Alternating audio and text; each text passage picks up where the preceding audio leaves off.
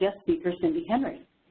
Cindy is the president of Integrated Resource Network and is a human resources management professional with over 30 years of combined experience as both a director and an internal consultant with 2 national corporations. For the last 14 years, Cindy has been a private practice consultant to small and mid-sized businesses, as well as consulting to large organizations on compensation, HR assessment, and management training. Actually, the list goes on. She brings a wealth of knowledge and expertise regarding compliance, and today she's going to provide you valuable information regarding independent contractor versus W-2 employee classifications, as well as information on the California Fair Pay Act. All good information that everyone should be brought up to speed on. Also, I wanted to let you know that if you have any questions during the webinar, please enter those at the bottom right of your screen, and Cindy will answer those at the end of the webinar.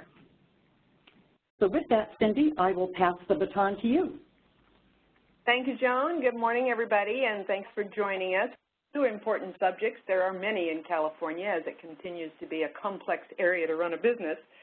But I want to cover the independent contractor W-2 question, how to classify the people who work in your company.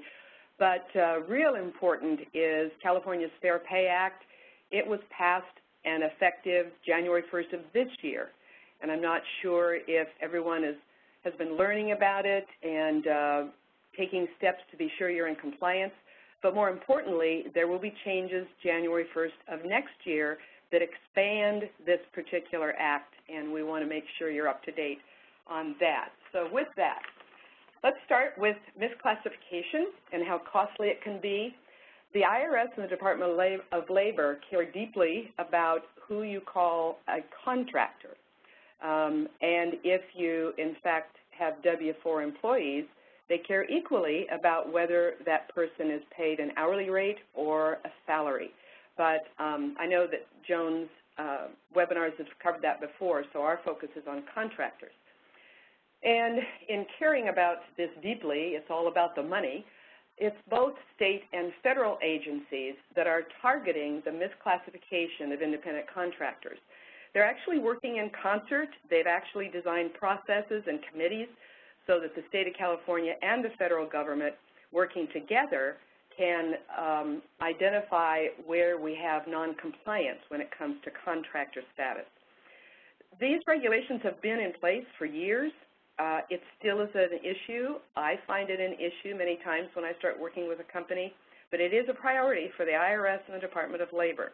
It can be costly because if someone has been classified a contractor, they aren't necessarily getting overtime pay. They're not having meal and rest breaks if, in fact, the agency finds that you should have had them classified as an employee. So they go backwards to identify wages lost, especially overtime, and other fines and penalties.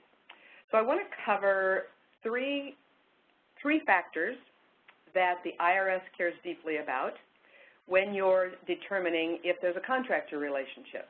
The first is behavioral control, whether you have the right to direct or control how the work is being done, whether you're giving instruction and training in order for that contractor to be successful in your company.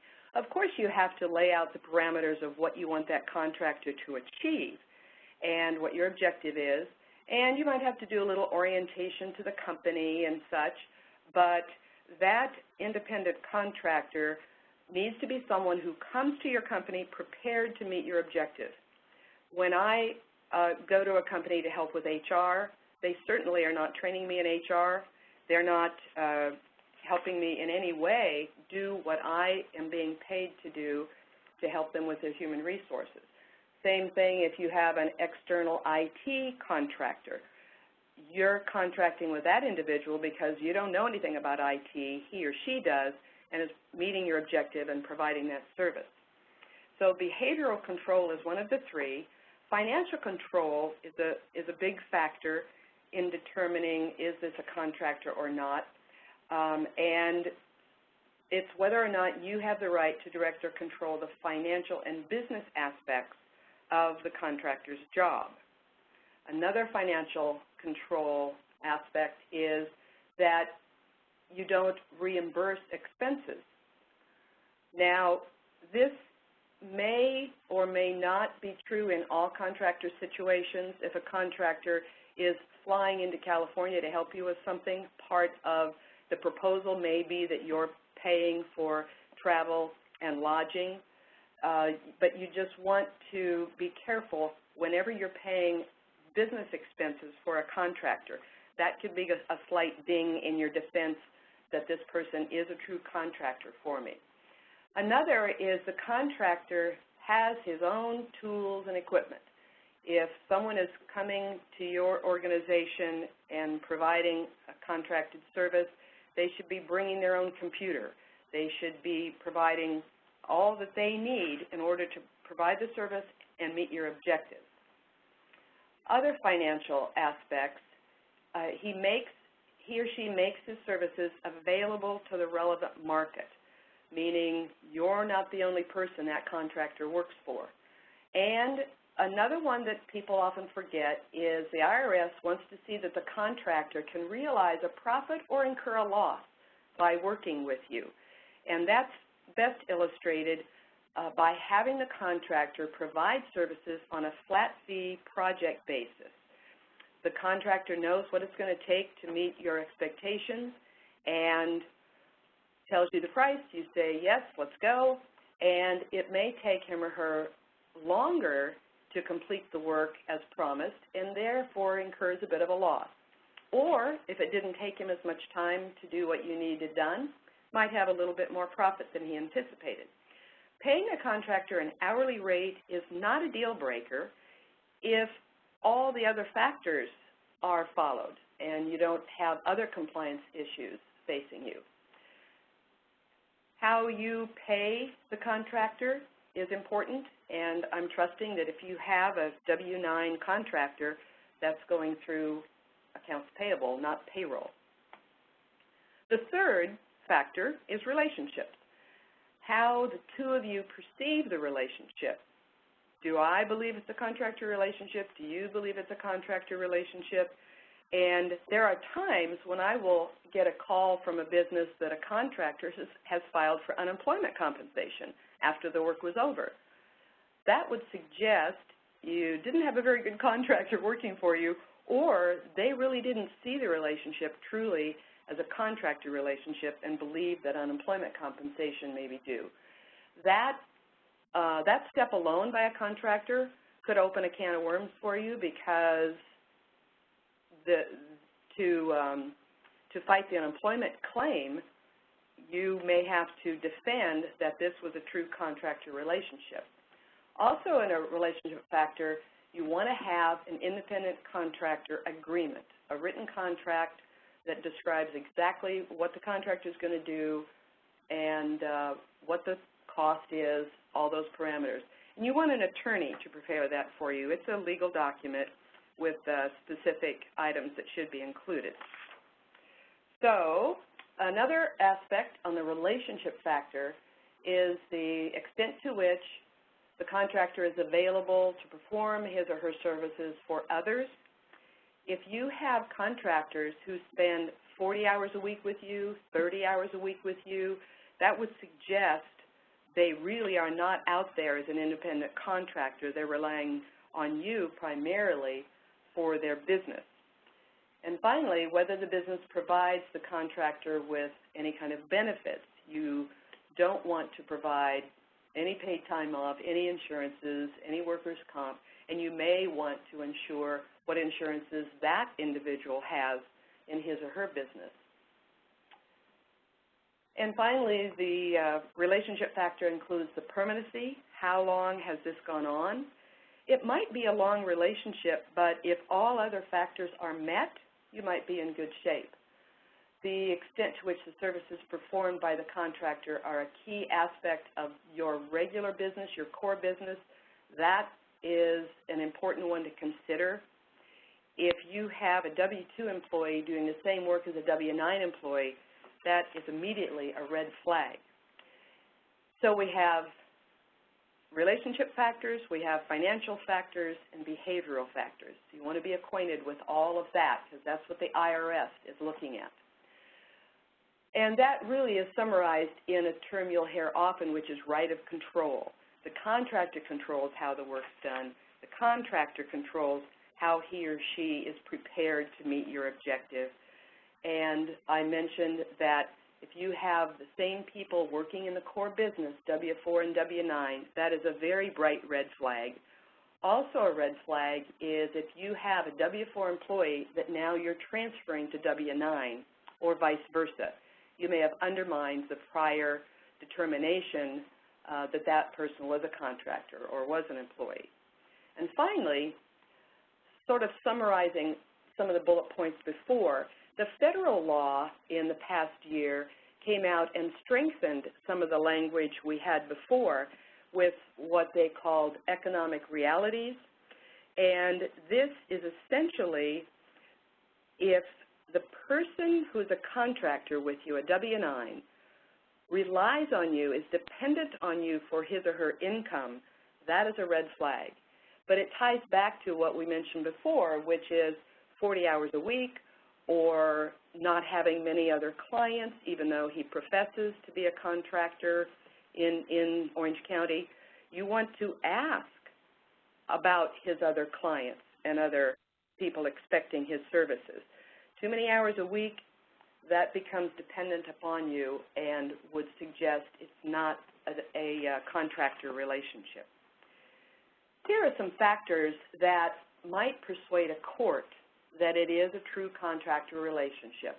One is having that contract, both believing that it's an independent contractor relationship and that you're not the only client of the contractor, and he or she is going to determine how and to some extent when the work will be done. Also, no one's closely supervising or monitoring the work. You're hiring a contractor who you don't have to train, you don't have to supervise or micromanage. You can have various points along the way, a weekly report of the status of the project or some kind of reporting mechanism so you know you're getting what you're paying for. Also, they suggest that it's helpful not to provide things that you provide your employees, like a business card. Don't give them a vehicle, computer, office space. Certainly, if I go into a client on a regular basis, I'm working somewhere, but there are times I'm just working on a table in the CEO's office. And I'm bringing my own computer. Here again, it's persuasive if you don't reimburse expenses on a regular basis. So, best practices, have that contract drafted by legal counsel, avoid the manner and means by which they're performing the work. He uses his own tool, equipment, and supplies. Watch the reimbursement of expenses, question those, and some may be okay. And make sure they have other clients, and be careful of any long-term relationships without any break in the work. You know, one or two of these occasionally that you don't feel you're in compliance with, not extremely troublesome, but there are many times where clearly the contractor should have been a W-2 employee. So documents, the only documents you should really have for your contractor is the written agreement, the W-9, but also I sometimes find that employers forget to provide the harassment policy to contractors. This is important because by law, contractors who are working in and around your company with your employees must abide by your harassment policy, and you have the responsibility to ensure that not only are they not harassing your employees, but your employees are not harassing them. And many of you, I hope, know that there were updates this past April in California, so pretty much all harassment policies needed to be updated. You want to make sure that you have accomplished that. Joan, I would mention to you that the way the PowerPoint is up on my monitor, I don't see if people are writing in questions. So I'd be happy to entertain some on this topic if we want to at this time. Actually, yeah, Cindy, there are none at this point. Okay, good. We can move on to your next subject. Yes. This is an interesting one, and everyone, attorneys and others, have said that last January, when the Fair Pay Act was passed in California, it is the toughest in the nation, the strictest, most aggressive equal pay law for private employers, and its intent, it's designed to increase the requirements for wage equity and transparency between men and women. This started in this year very much a sex or gender focus, so that we can continue to ensure that women are not paid less than men for the same job. So California has a reputation of having very strict laws, more than the rest of the country, and this one was no exception. What will be important for you to know is that starting in January 2017, this law has been expanded to include race and ethnicity. Now, there are about 18 protected classes in California, but right now we're looking at 3 that the Fair Pay Act is designed to protect: men and women pay equity, and pay equity among races and ethnicity. And the other thing that will be added in January of next year is that prior salaries, if you're interviewing someone to join your company, if you're considering promoting someone in your company, but especially the new hires, prior salary cannot by itself justify any disparity in pay. And what this reminds me of is we ask on an application form, their salary history. We may ask them, what's your salary expectation? If we know that our job generally pays $40,000 a year, but this candidate we want to hire, his highest salary was $35,000, we might think we could get away with starting, I should have said her, starting her only at $37,000. If you make a hiring decision, a new hire pay level decision with prior salary in mind, that would fly in the face of this new law. So it's the toughest in the nation, getting tougher next year. And we've always had laws federally and in the state, equal pay for equal work. That's probably a term, a phrase that you all have heard.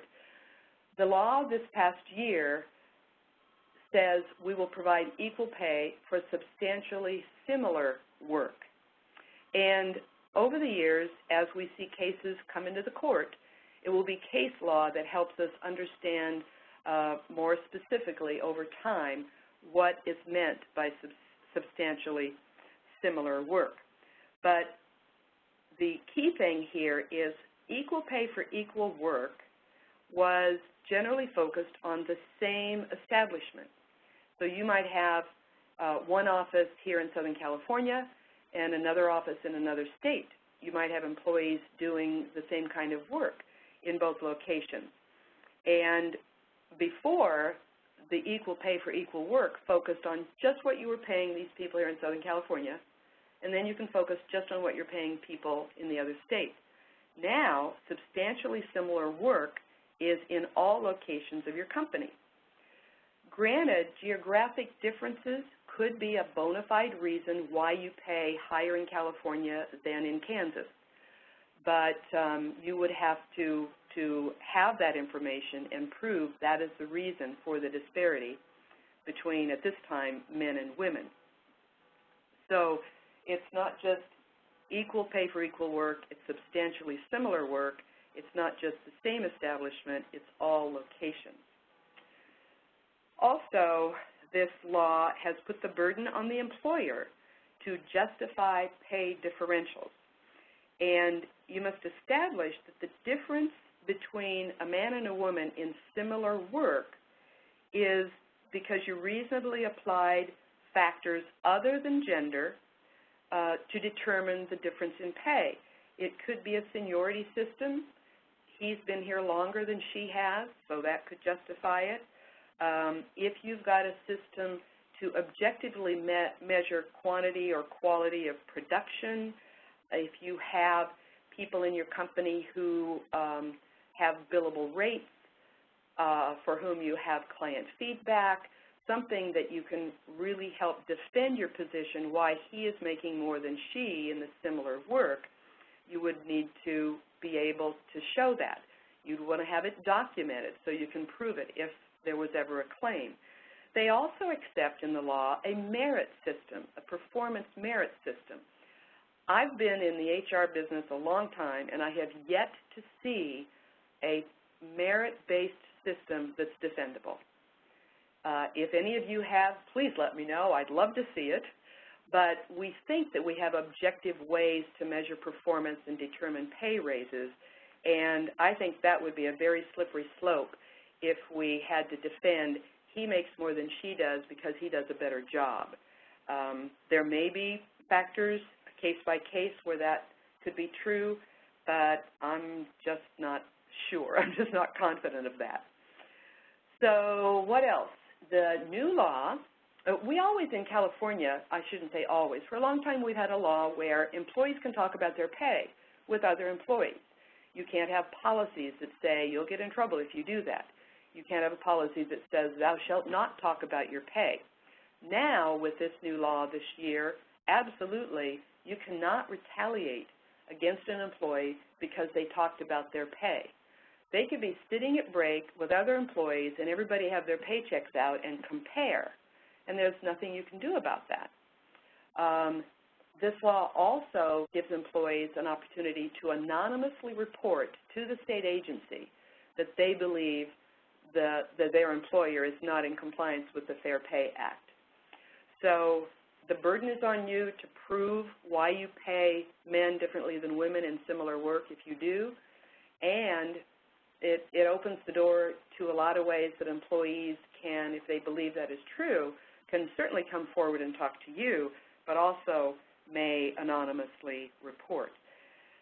So there are things we need to do because of the Fair Pay Act, and your next steps, one that comes to the top of the list for me is there are a lot of people who hire people in your company who set the salary or the wage and never talk to HR about it, never look at the records. You may not have an HR department, but nobody's looking at how are we paying people. Let's make sure we don't discriminate and are in a non-compliance with the Fair Pay Act.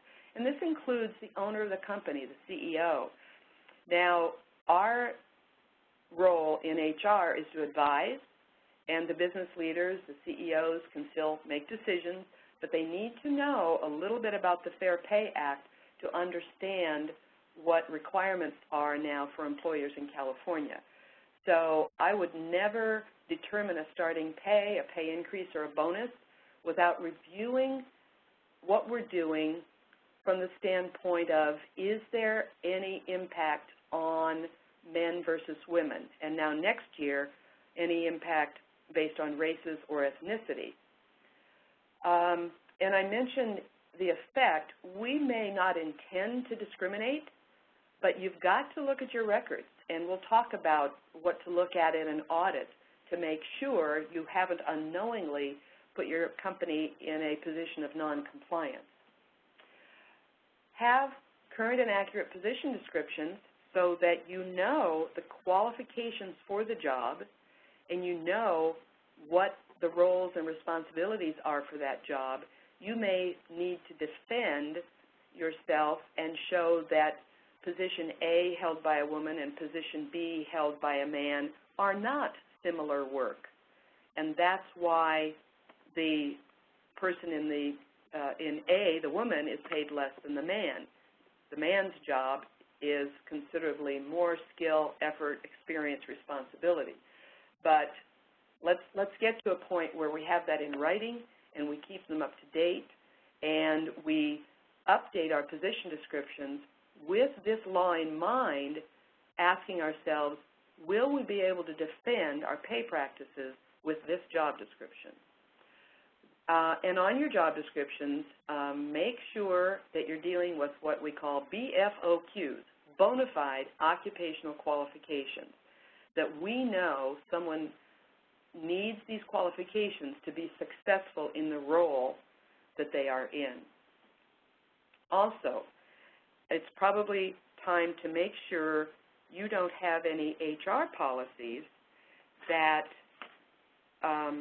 state employees can't talk about their pay, because, in fact, you can't enforce that policy. And so don't have any policies that limit discussion of pay, and just look at your policies with a different eye now that you know more about the Fair Pay Act to be sure that there isn't anything that needs to be changed or updated. The other thing, you want to follow your policies and document when you have to deviate from a pay policy. Again, thinking about the burden of proof, defending is up to you. Review however you do performance reviews, however you determine pay increases, and you'll want to be sure that you not only say that the person is going from $15 an hour to $15.80 an hour, but why did that take place? Why was there a pay increase? If not on the document, certainly keep in your records how pay increases have been determined. Here again, I could talk for hours on why merit pay may be the best route, and there are other simpler, more defendable approaches to pay increases. That might be for another day and time. But the other thing in the new law in 2017 is you have to keep your wages, rates of pay, wage changes, job classifications, job titles, all those things that come into the mix of determining pay for your employees. You have to keep those at least 3 years.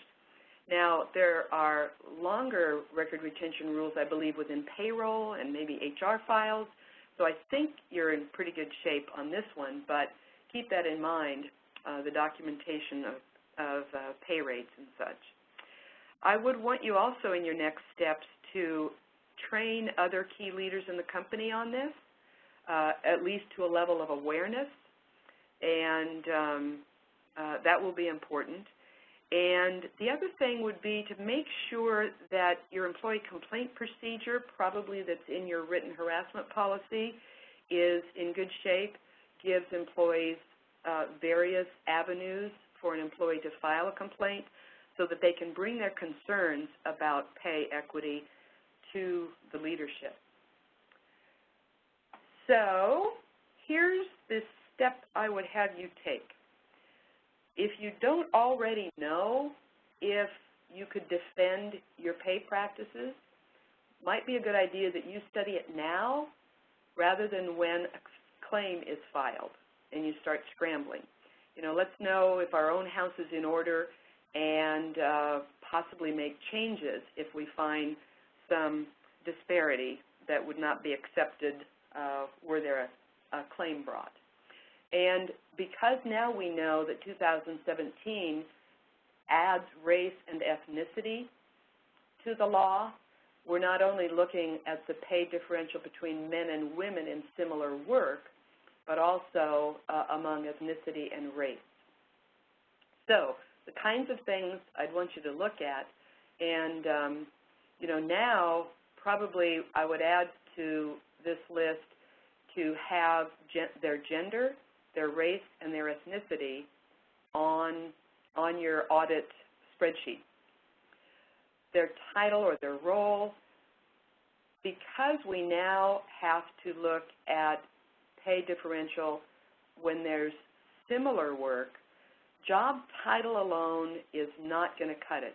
You really need to know what are these people doing, because we need to provide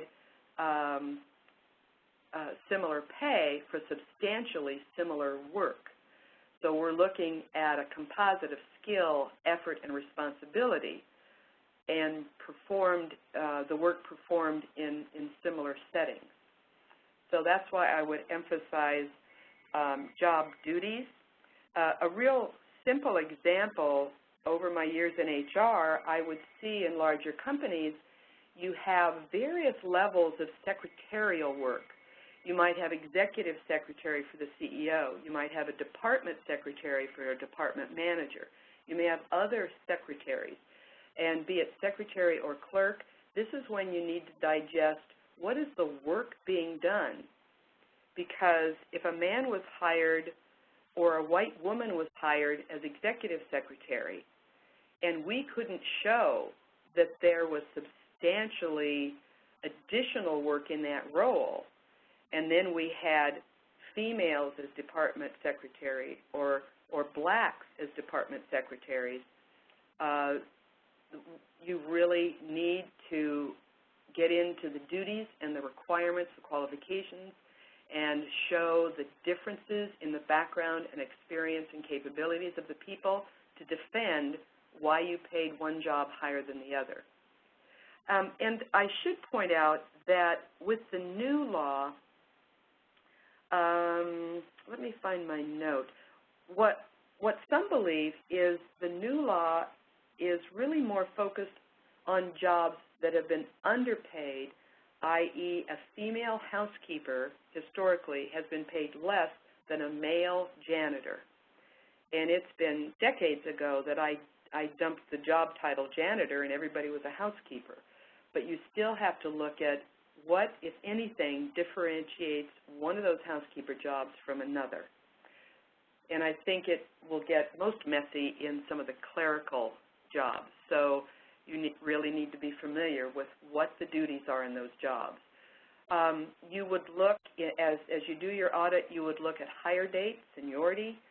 I would also look at prior experience. When you determine a starting rate for someone, I would think that you are looking at how many credentials, how much experience has someone brought to the job. And are they a rehire? That may show a differentiation between two people in substantially similar work. Credentials, someone has a bachelor's degree, someone doesn't. But if the position doesn't require the bachelor's degree, might have a little trouble defending.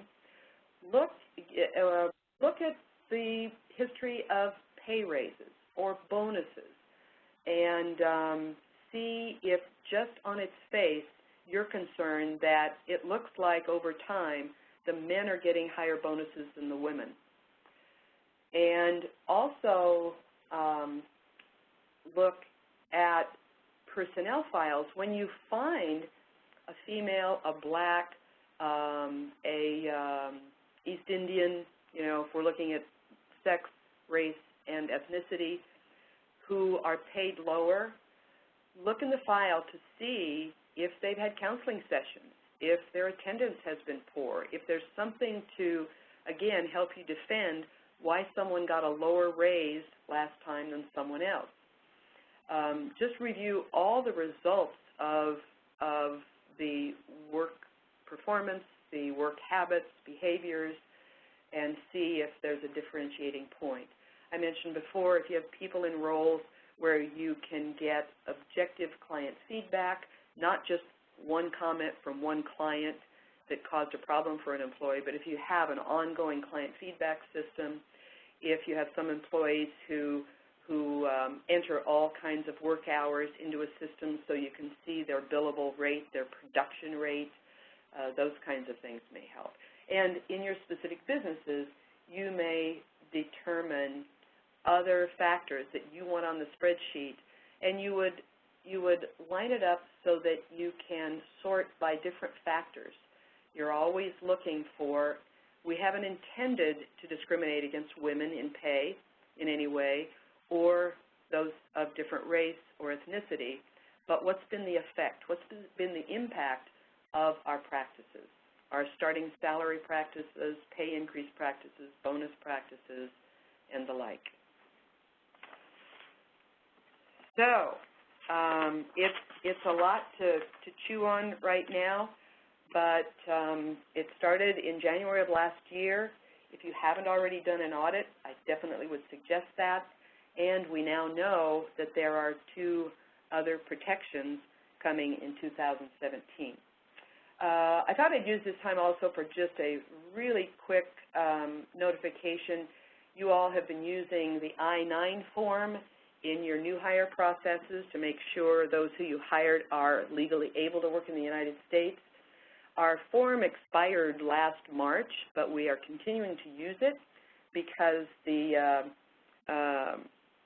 federal government has not given us a new form yet, although they say we will have it on or before November 22nd. And you can use the existing form. It has in the upper right-hand corner an expiration date of March 2016. You can continue to use that until January 21st. That's when you must use the new form that we'll be seeing in a month or so. And I had a question from someone once saying, should I complete a new form for all current staff? And I said, absolutely not. You want to show proof that you knew this person was legal to work in the United States the day you hired him. And I've been told there may be some little procedural changes or requirements with the new form. Just read all the information on that when you see the new form, and it will give you guidance on what to do. So, questions?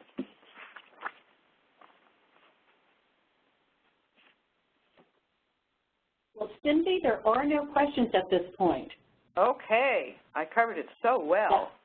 Or else the Fair Pay Act really bowls people over and it's deer in the headlights.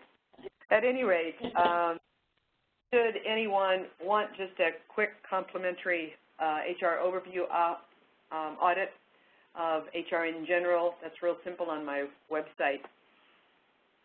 Thank you very much for participating today, everyone.